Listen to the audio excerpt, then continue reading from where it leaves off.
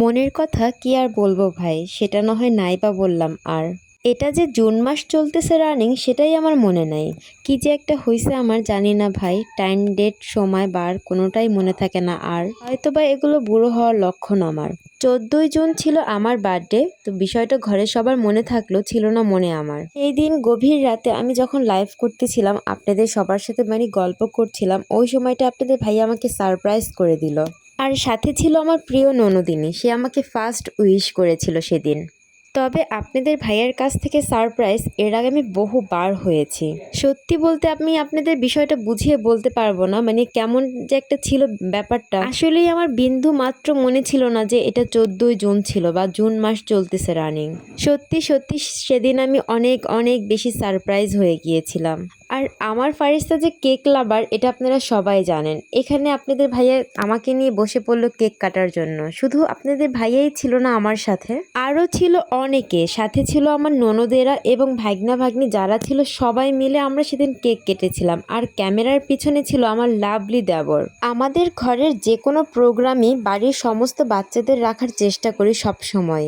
আমার ছোটবেলা থেকে একা একা কোনো কিছুই ভালো লাগে না, সবাই মিলেমিশে কোনো কিছু করার মধ্যে আনন্দটা অনেক বেশি থাকে। তাই যে কোনো প্রোগ্রামই হোক আমি ওদেরকে সবসময় আমার সাথেই রাখি।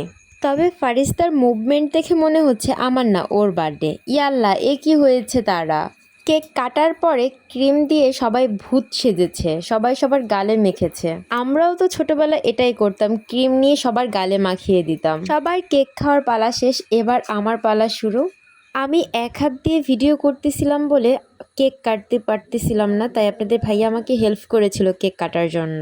পরের দিন সকালবেলা ঘুম ভাঙতে না ভাঙতে আরও বেশি সারপ্রাইজ হয়ে গিয়েছিলাম আম্মুর এই প্রোগ্রামে। ঘুম থেকে উঠে দেখি আম্মু বিশাল বড় এক পাতিল বিরিয়ানি রান্না করেছিল, যেটা আমার অনেক বেশি পছন্দের। বিরিয়ানি পছন্দ করে না এমন মানুষ খুঁজে পাওয়া সত্যি খুব অবাকজনিত। এখানে বিরিয়ানির সাথে চলবে সালাদ, শসা, লেবু এবং বেরেস্তাটা আমরা সবসময় চিনি দিয়ে মিক্সড করে গুঁড়ো গুঁড়ো করে নিই। আপনাদের ঘরে হয়তোবা অন্যরকমভাবে ডেকোরেশন হয়ে থাকে, তবে আমাদের ঘরে এভাবেই চলে। যাই হোক, এবার বিরিয়ানিটি টেস্ট করে দেখার পালা। ঘরের সবাই খেয়ে বলেছিল নাকি অনেক ভালো হয়েছে, এবার আমি খেয়ে দেখব। বিরিয়ানির প্লেটে সবার আগে এই ছোট্ট হাটটির দিকে আমার নজর পড়েছিল, সেটা সবার প্রথমেই হয়তোবা ভেবেছিলাম খাবো। বিরিয়ানিটি দেখতে যতটা লোভনীয় ছিল, খেতে তার থেকে অনেক বেশি মজার ছিল।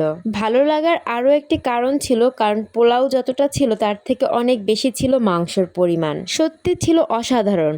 বরাবরই কেকের উপরে থাকা এই চেরি ফলটি খেয়ে মুখ নষ্ট করি আমি, তবে এবার আর সেই ভুলটি করলাম না, চেরি ফলটি বাহিরে ফেলে দিলাম। তবে কেকটি খেতে এতটাই মজার ছিল সেদিন, বলে বোঝানো যাবে না। আমার মতো কে কে আছেন যারা এভাবে সারপ্রাইজ হয়েছেন?